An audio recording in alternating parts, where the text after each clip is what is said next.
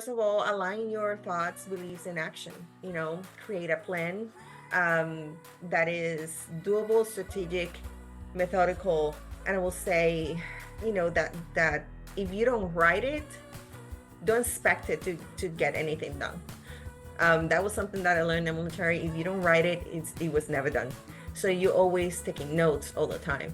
So the same with your plan for life, for business, for success. You have to write it down. Yeah. Write your plan, create the energy, because I know you're gonna say, oh yeah, I have the plan, but I don't have the energy. I'm so tired. I don't know what to do. Oh, let me leave it for later. No, just create the energy then. If you don't have the energy, just create the energy. In that, start with your mind, with a thought.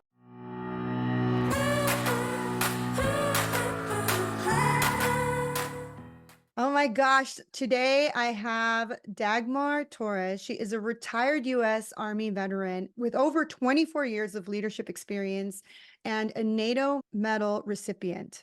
Dagmar is the author of the best-selling book, Dauntless, Creating Your Blueprint for Success. Dagmar is also an entrepreneur, real estate agent, producer, and host of a weekly podcast called Be Fearless Podcast.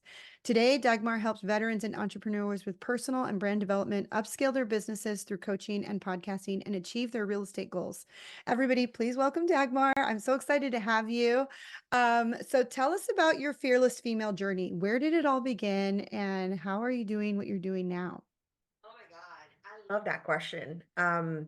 Because we kind of like get the opportunity to kind of like work on ourselves and especially in strengthening our confidence when we look back and we realize how much have we achieved. And I said that in throughout my life, like definitely has been different like time frames and timelines that I can tell you this is where this started, this is where the other thing started. But overall, I think that when I retired from the military, that's where everything started happening to me. Because definitely I was forced to, I needed to generate the income in another way. Yeah. As because I did more of my time as a reservist. I only did like around 2.5 years active out of the 24 years that I was in the military. So because I didn't retire as an active duty, I'm not collecting. So it's Yeah. like, I need to do something. And that's how basically, yes, I was doing some entrepreneurial stuff before 2020, which is when I retired. But it wasn't until that moment that I was like, okay, I need to do something. And then I started like working towards it. And I say that the work started within, in my case, because to manifest greatness, I had to work with my thoughts, my beliefs, and then take action, massive action. Yeah. And then I came up with all this all the amazing things that I'm doing right now. Like I got certified as a coach. I have my coaching business. I became an author back in 2021. And then since then, I also published some other like planners, books. I'm releasing my next book next month, Oh, um, nice.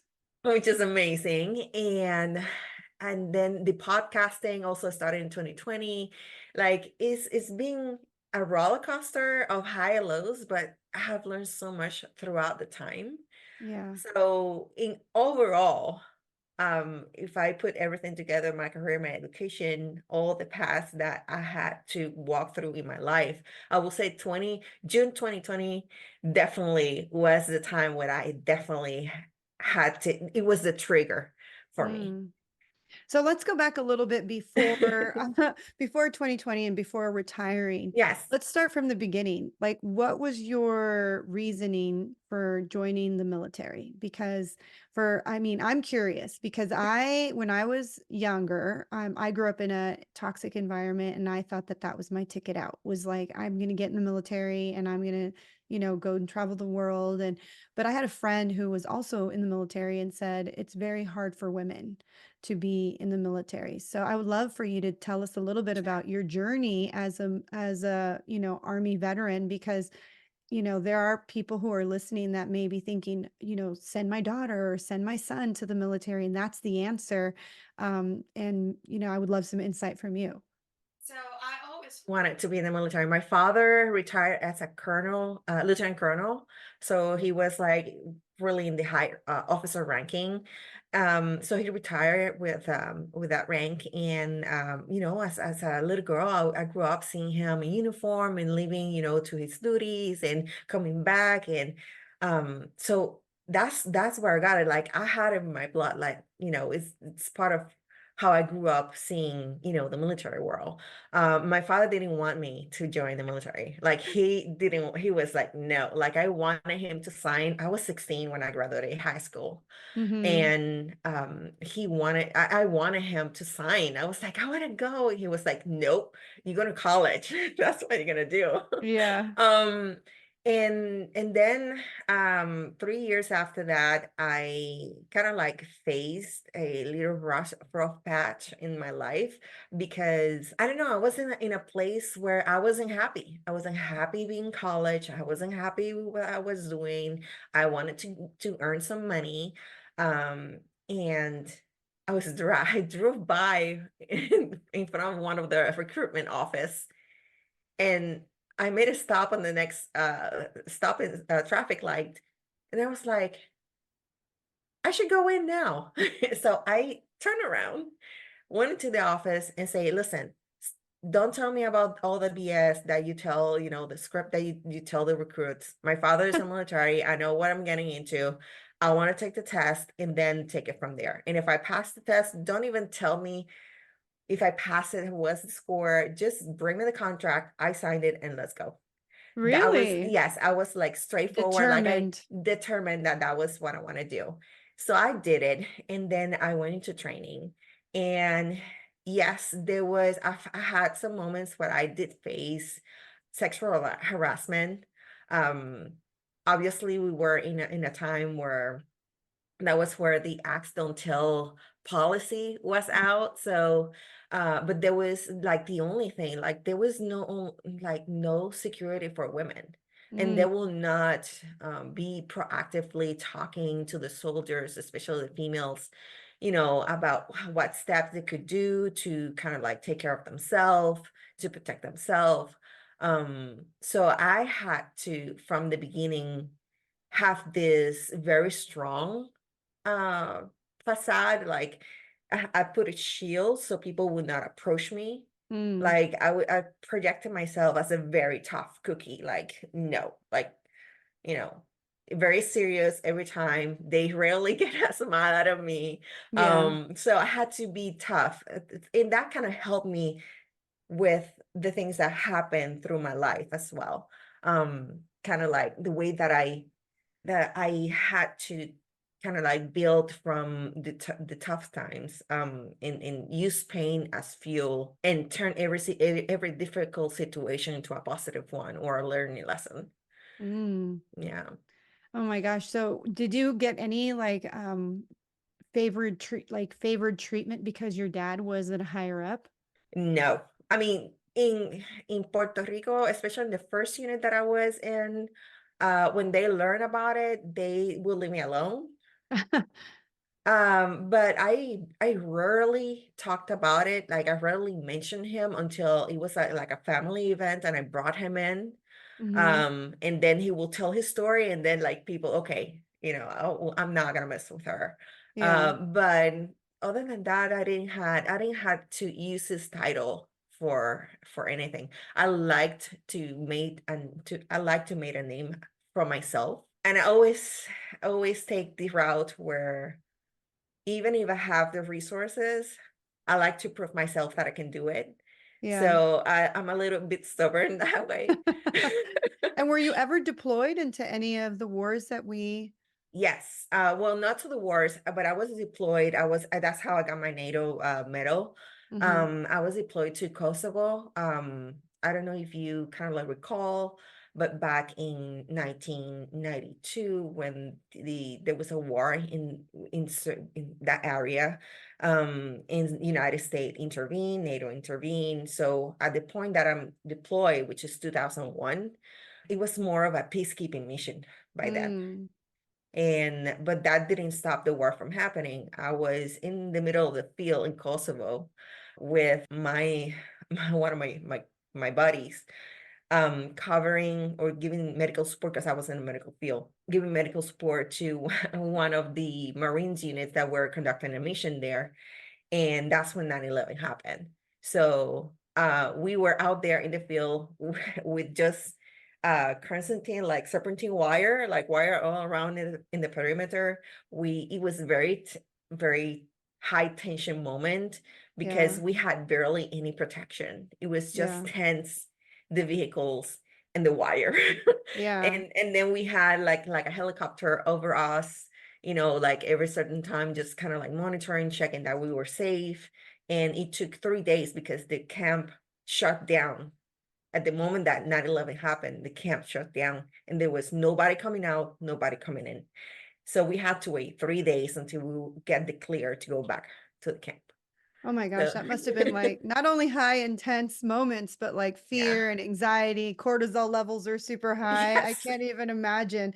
I always think back to, I'm glad I didn't join the military.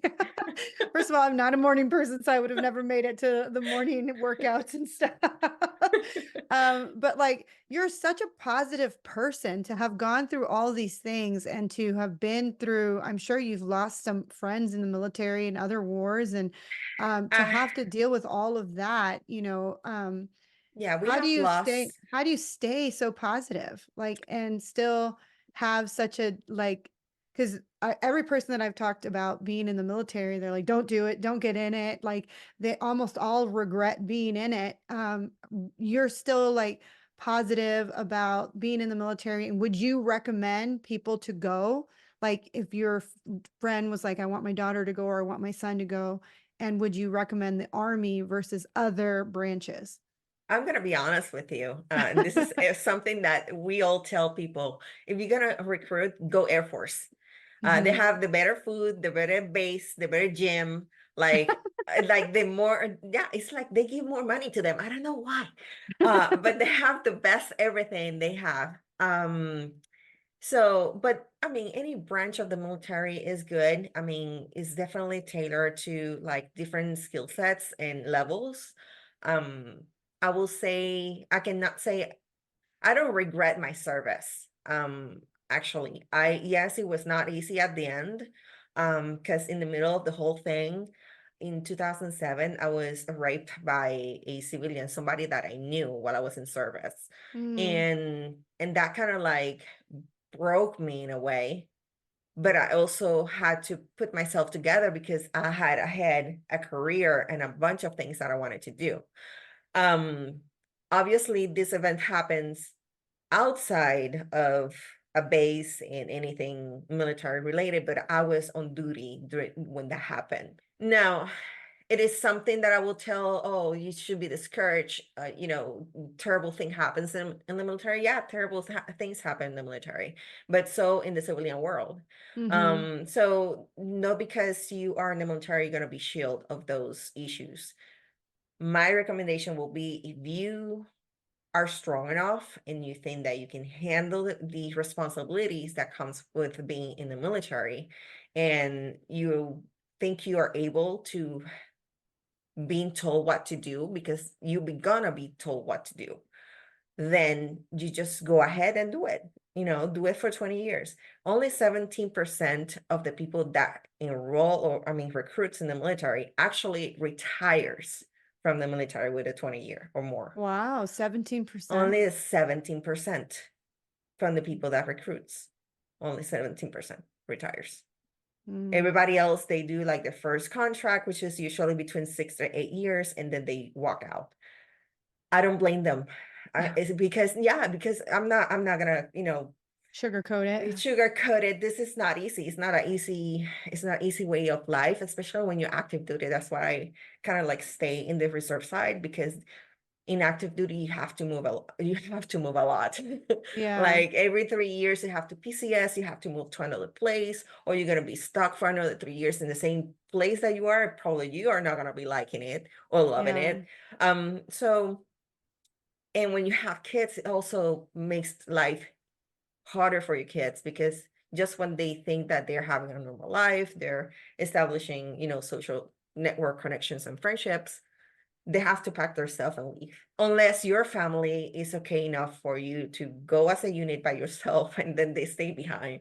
Because I've Yeah. seen that scenario as well. But I mean, in my opinion, if you're ready to go for it, go for it. The benefits are there. Yes, they're there. You may have to fight for it. Yes, of course.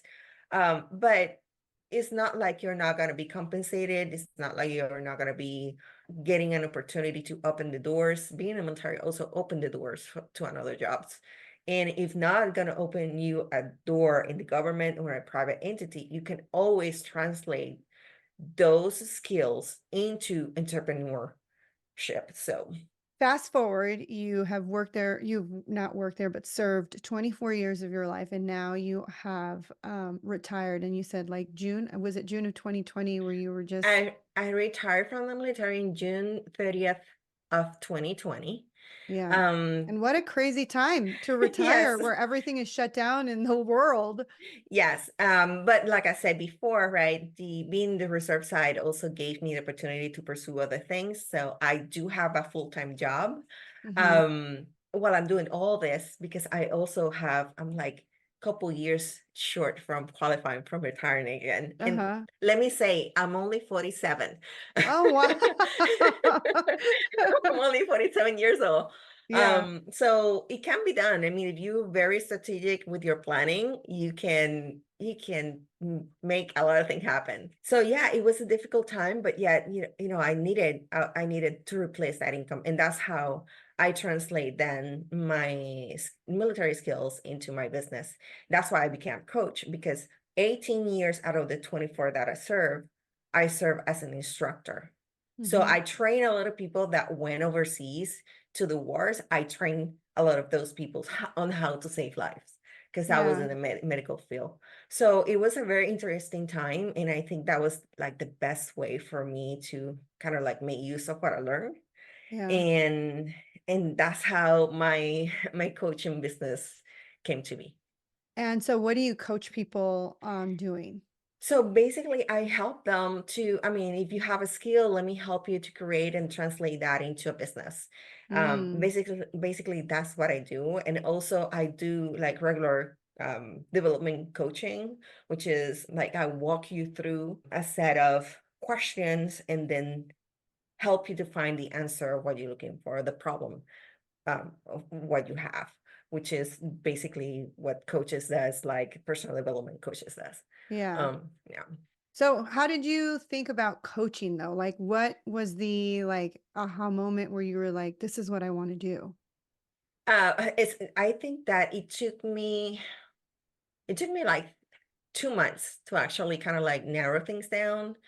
So I will say like around August of 2020, then I kind of like narrowed down, okay, this is what I'm gonna do. And then I started like, establishing everything within my business. And did you have any like coaches or mentors that you look up to that you were like training under and you were like, oh my gosh, because you said a word that I'm like, I wonder if she went to any of these events. Go ahead.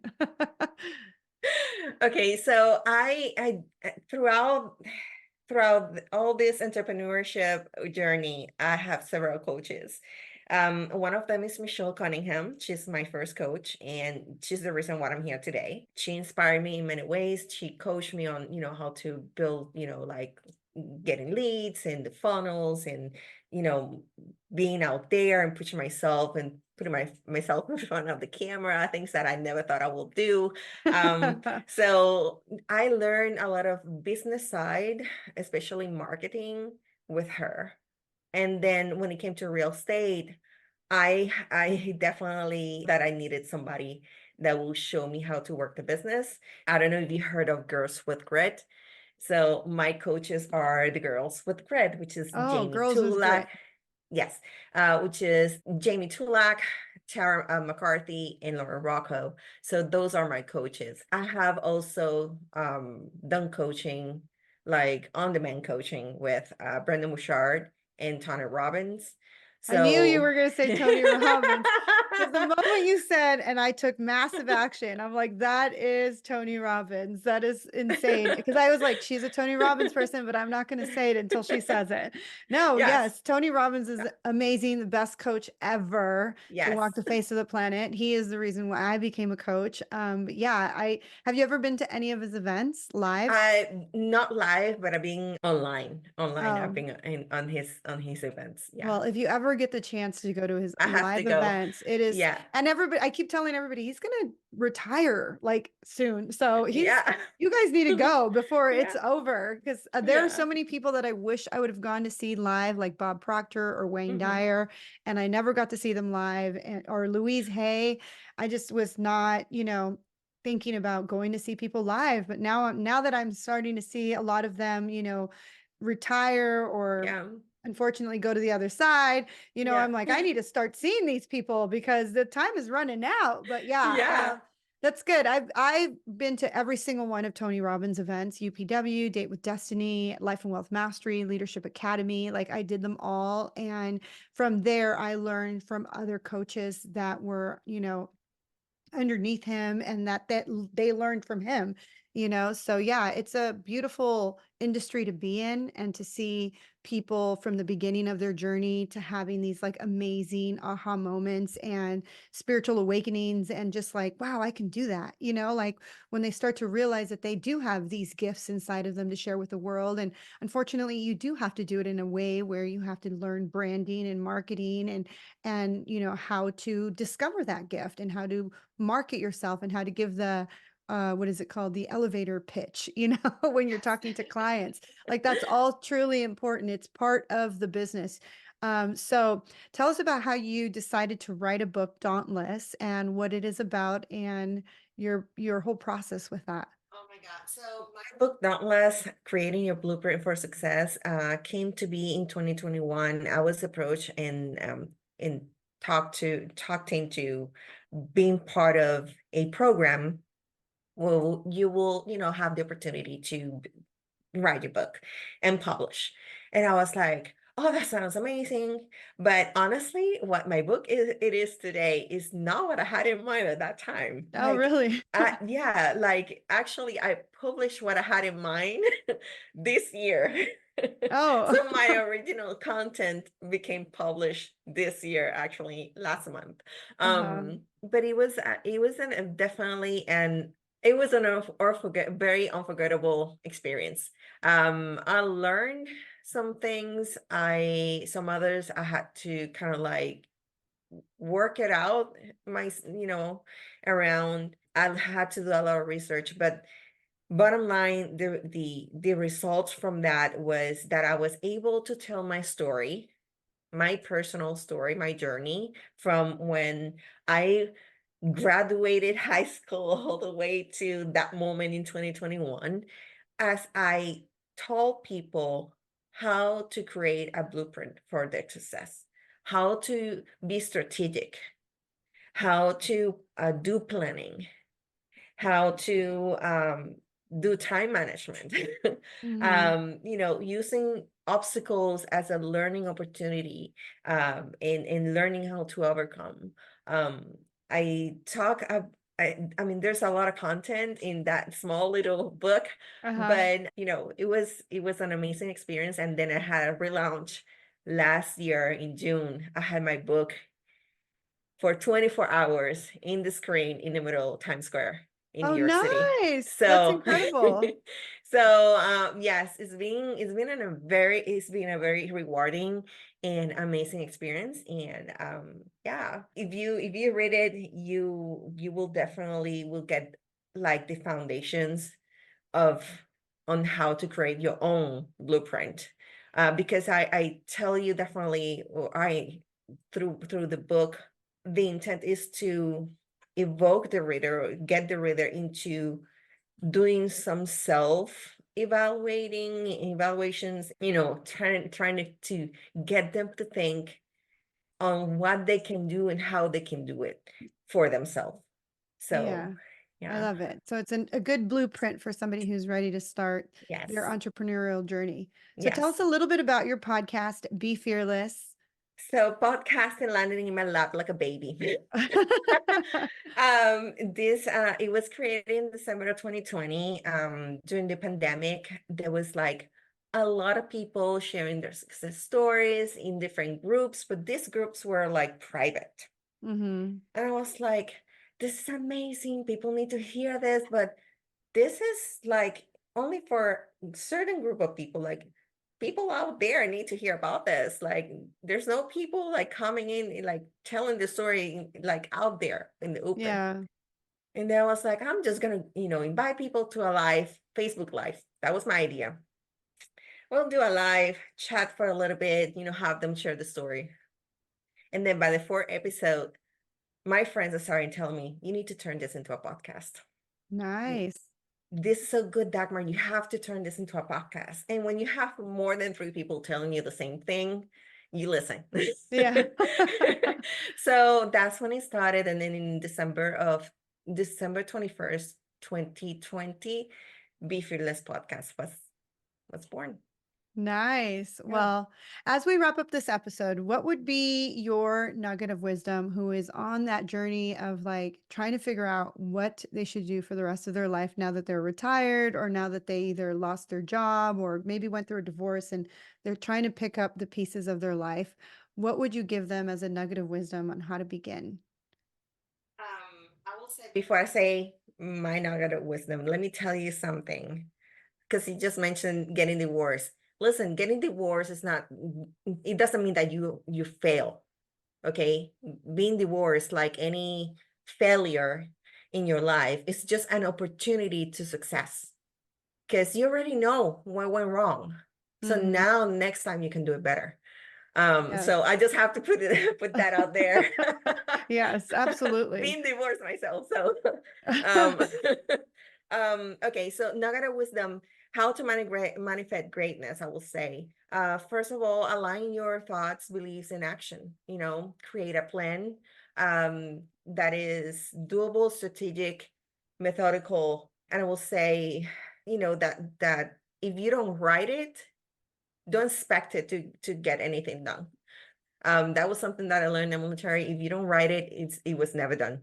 So you're always taking notes all the time. So the same with your plan for life, for business, for success, you have to write it down.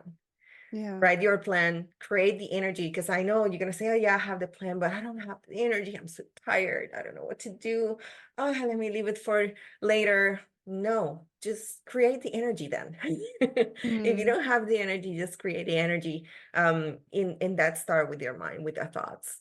Um, every morning when you wake up, be thankful for you know having the opportunity to open your eyes again, stretch, jump, be happy, just like intentionally, even if you have to force it. Believe me, after 10 minutes you're gonna be happy for real. I've done it. Yes. And then, like I said, take massive action. No plan, no energy is for nothing if you don't take action. So be intentional with everything that you do. Work from the heart. Work from heart. Be authentic. In when you do that, believe me, every little thing that you do, every little step that you take is definitely gonna have massive waves of success. It's gonna come back to you seven or 10 times folds. And then stay consistent. That's, I think, in my opinion, the most difficult step for people, because perseverance is so hard. Persevere into what you do. It is so hard, but it's not impossible. Yeah. So even if you think that you're failing, keep doing it. Believe me, so action, you start the action, but the reward doesn't come until maybe 6 months, 7 months, 10 months, a year after you start. So Hmm. no, don't expect instant gratification. Just keep sowing those seeds, keep planting, keep nourish them, and you'll see that greatness is about to reach you. I love it. Okay, so how can my audience reach you? Okay, so I can be reached at Facebook. Obviously, you can find me on Facebook. You just search Dagmar Torres and you will find me, or you will find Be Fearless Podcast with my name next to it. The podcast is also in every audio platform, and it's also the video is also in Twitter, YouTube, and Facebook. And then my website, dagmartorres.com, you're gonna see everything that I do there. You're gonna find the page for my real estate business in there. You're gonna find the podcast. You're gonna find me. You're gonna find my books.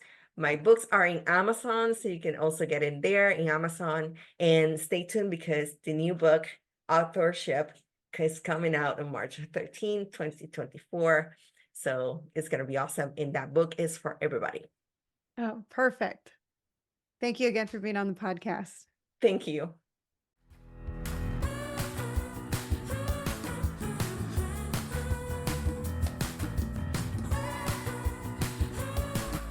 Thank you again for listening to Journey of a Fearless Female. I'm your host, Paola Rosser. If you're looking for a life coach or a spiritual mentor, you can book a free discovery call with me at www.fearlessfemale.com. You can also follow me on Instagram at fearlessfemale_coach, subscribe to my YouTube channel at fearlessfemale, or find me on TikTok. I'm under at paola.rosser. And if you love this episode, make sure you hit subscribe, share it with your friends, and leave a review. I read every single review, and I truly appreciate the time you spend writing it.